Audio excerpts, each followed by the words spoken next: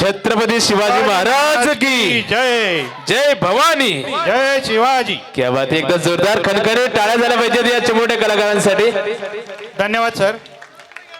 या ठिकाणी या गाण्यासाठी ज्यांनी देणगी दिलेली आहे त्यामध्ये मयूर सुभाष गायकवाड यांनी रुपये 500 दिलेले. त्याचबरोबर सन्माननीय डॉक्टर दीपक जंबूकर यांनी रुपये 200 दिलेले. त्यानंतर मयूर किलबिल यांनी रुपये 200 दिलेले.